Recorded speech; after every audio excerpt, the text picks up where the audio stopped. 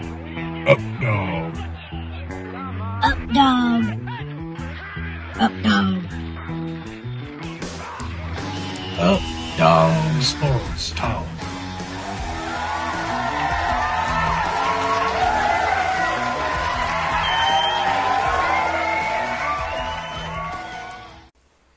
Oh, I started the show? Yeah. All right. Welcome, everybody, to Up Dog Sports Talk.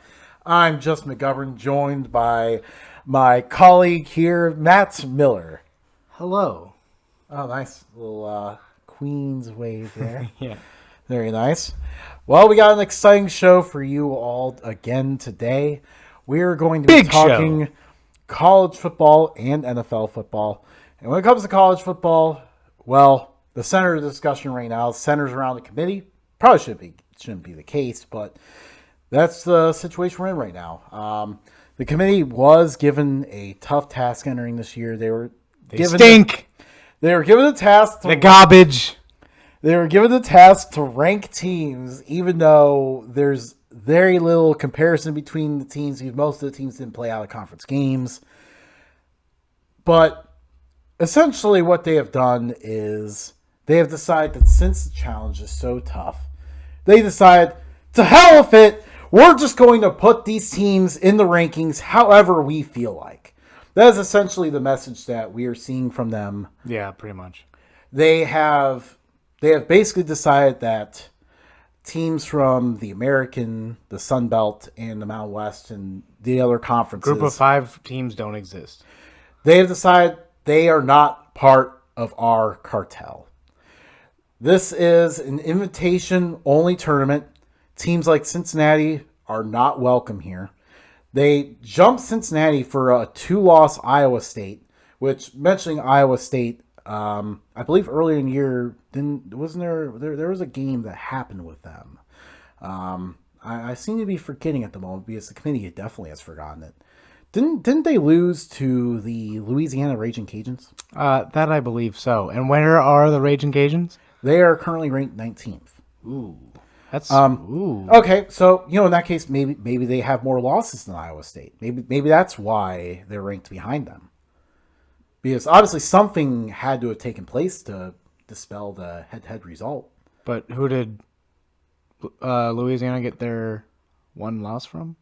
Oh, that's right. 1 loss. Not 3 losses. One loss. Mm-hmm. To the Coastal Carolina Chanticleers. Where are they ranked? They are ranked 13th. Ah. Surely they must have more Yeah. losses than Iowa State. Oh, apparently. No, they don't. They're undefeated.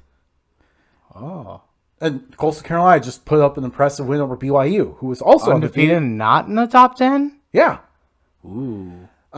They put up a win over BYU this weekend, too. So that's BYU's number 18, by the way. Number 18, number 19. That's 2 wins over top 25 teams, which is tied for the most in college football with Alabama, Notre Dame, teams that are, ranked first and second, and deservingly so. It's pretty clear that the committee has basically decided that some of these teams are not welcome. I don't know what the deal is with the Big 12. Why, Iowa State's up to 7th. Honestly, I'm really happy to see Iowa State up there. I thought I'd be more thrilled to see them 7th. Yeah, but I didn't think a Big 12 would actually be in the top 10. But the circumstance that they ended up in 7th is why. Because, big fan of that team. Brock Purdy's playing pretty well. Breece Hall's a beast of a running back. But Great team. Matt Campbell's a great coach. At what point have we decided that the Big 12 is good? The Big Apparently 12 a couple weeks ago. The Big 12 played 1 non-conference game each. Who's their staple? Oklahoma. Yeah, and how many losses do they have? 2 losses. Oh, Yeah, and they're ranked number 11. yeah. But basically, Power 5 conference, that's why. for the most part, the Big 12, they went 0-3 against the Sun Belt, which Coastal Carolina... A lot of people have gone winless against the Sun Belt. But yeah, 0-3 against the Sun Belt, but yet they have two teams ranked ahead of the undefeated Sun Belt team. There aren't any real results out of conference to prove that the Big 12 was better either.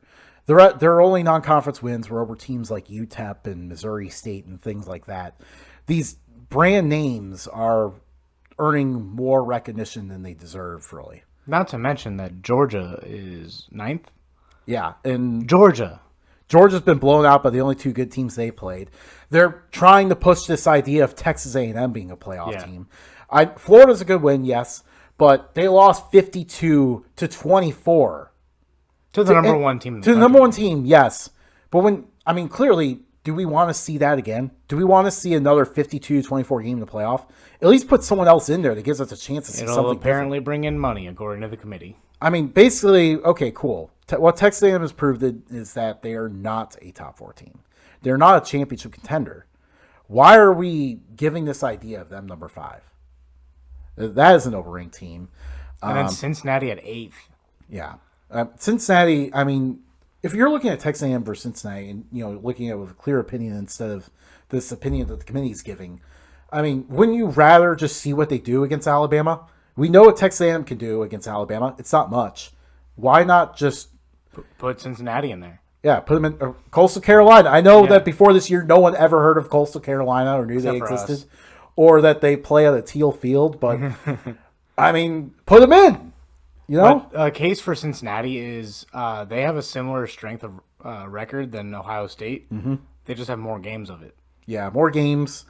Memphis is a 2-loss team with no bad losses. They probably should be ranked right now. Cincinnati will play another ranked team against Tulsa next week. They're supposed to play them twice. They're supposed to play them twice, which regular season and then conference championship. Honestly, they probably couldn't afford to miss out on playing them twice, because that would have been a quality opponent twice.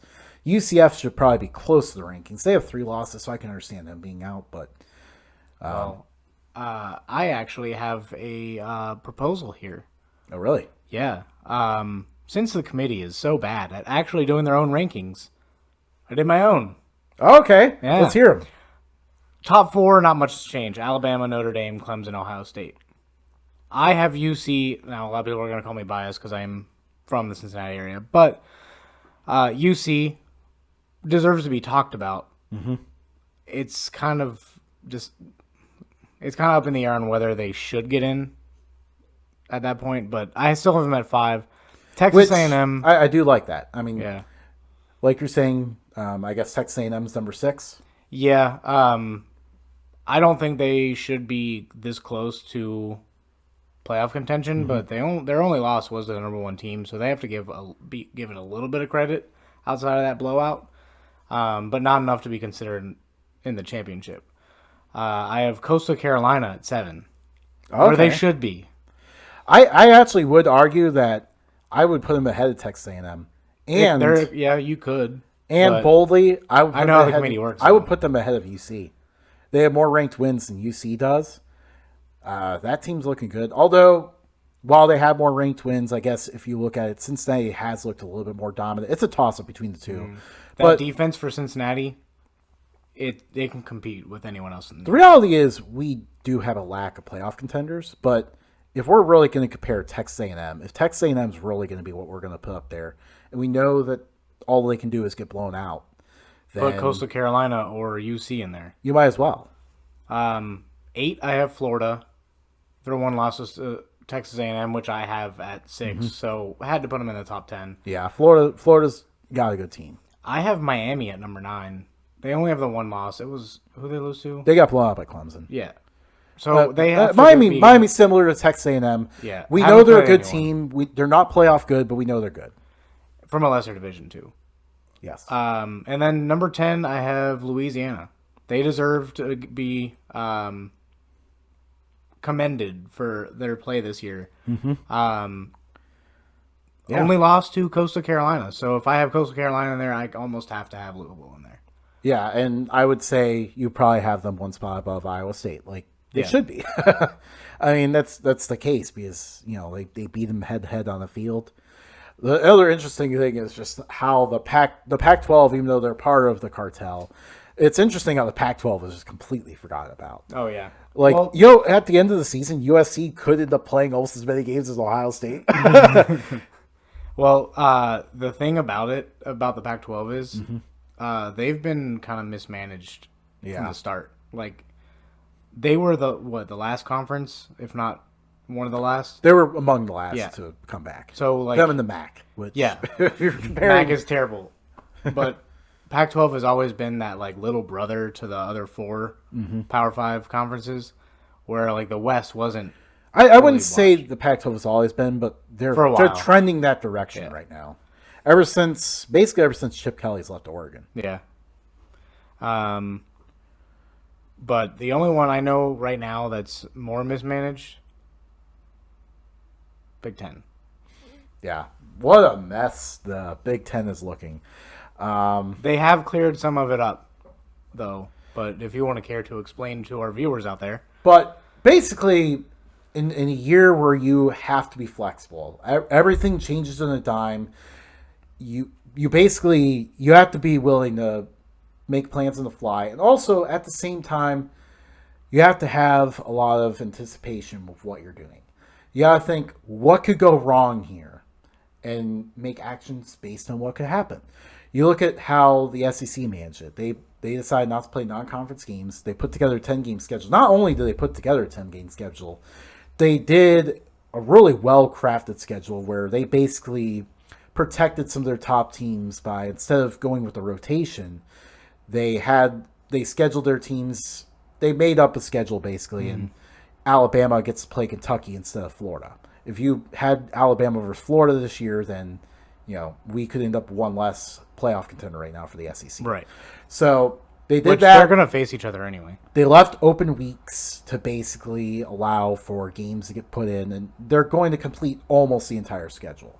The ACC, on the other hand, they noticed that they used Miami as a bit of an excuse. They figured Miami was going to get to play all 10 games. And basically what they did was they didn't want Notre Dame and Clemson going on the road that last week before the ACC championship game. Dangerous trap game scenario for both teams. So they decided, well, Miami's only going to play 9 games. Let's take these last 2 games off. Let's take these last games off their schedule. So the ACC basically made a move to protect their 2 playoff contenders. Yeah. But at least they're protecting their team. And then their teams. The Big 12 tried to do what they could, but they just performed so badly out of conference it didn't matter. And then you look at what the Pac-12 did. The Pac-12 at least became flexible once they started playing. They made too late of a decision to come back, and that's why they're out of the playoff contention. But at least they've been flexible now that they've put themselves in this box. They allowed their teams to play non-conference games. Colorado's gotten to play a few extra games to get ranked as a result. But you look at the Big Ten, no, they're not letting their teams play non-conference games. They gave themselves 8 weeks to play 8 games, which is just a terrible idea. With a 6-game limit. And they set the 6-game limit. So basically, in this room of people, they decided to propose this because they were afraid that probably, like, I don't know, the scenario they probably imagined was like a 2-0 Purdue or something. Purdue plays like 2 or 3 games and then gets in over like a 1-loss Wisconsin. Yeah, never did they imagine that Ohio State would not. And then it ends up being Ohio State, and they're like, "Oh crap, we can't leave clearly the best team out of this." So, yeah, they end up with a giant mess, and the problem is that people could see this unfolding weeks ago. Yeah, and they refused to react to it until it became a problem. Once again, just no anticipation at all by the Big good old Midwestern grit. Yeah, it really is. In the center of the Rust Belt, we just dive into things face forward. We just see how it goes, I guess. But other mismanaged leagues, by the way, we were talking about those Group of 5 teams earlier, and how. Hold on, one last thing about Big Ten. Oh, okay. Kevin Warren is a stooge. He stinks. He's a terrible commissioner. Would you put him above or below Roger Goodell? Below, for sure. What about Robert Manfred? Oh man, that's tough. Robert Manfred stinks. But then again, about even. I don't know. We did get a complete baseball season this year. We did not get a complete baseball season. Most of it. We got like 1/3 of it. Who even won the World Series this year? Dodgers. Dodgers? Yeah, Dodgers won the World Series. Okay.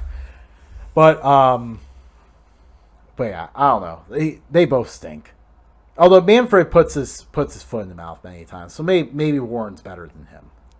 But there's only one conference that could be as mismanaged as Big Ten is to Ohio State, and that is Mountain West to Boise State. Yeah.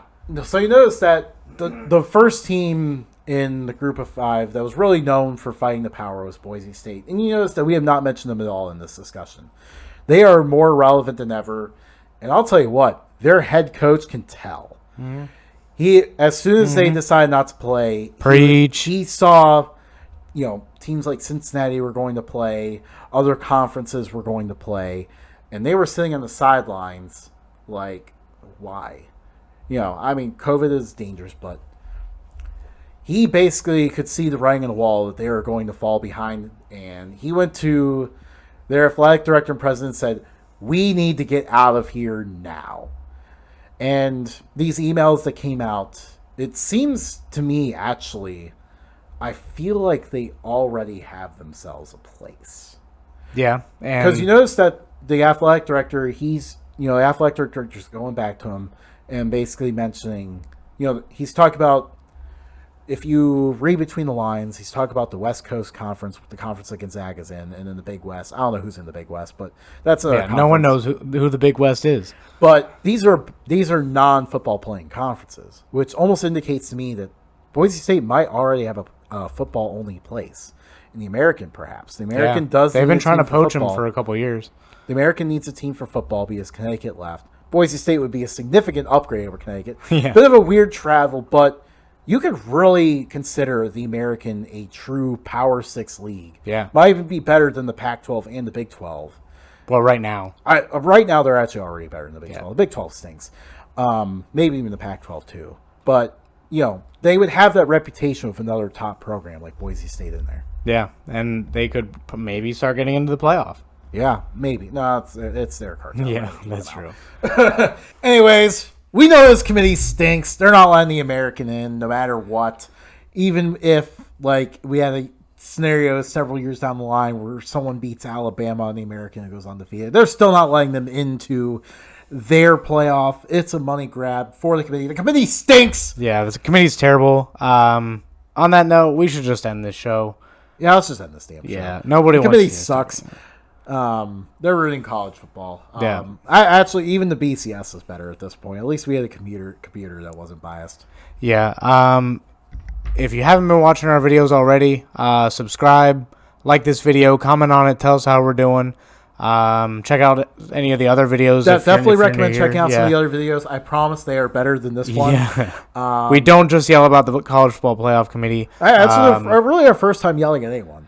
Well, follow us on Twitter at Updog Sports Talk. Same with Instagram at Updog Sports Talk. We have that Facebook page we announced last week. You go ahead and like us on there. Updog Sports Talk. Not hard to find us. That's it. See you guys. See ya. Have a good one, everybody.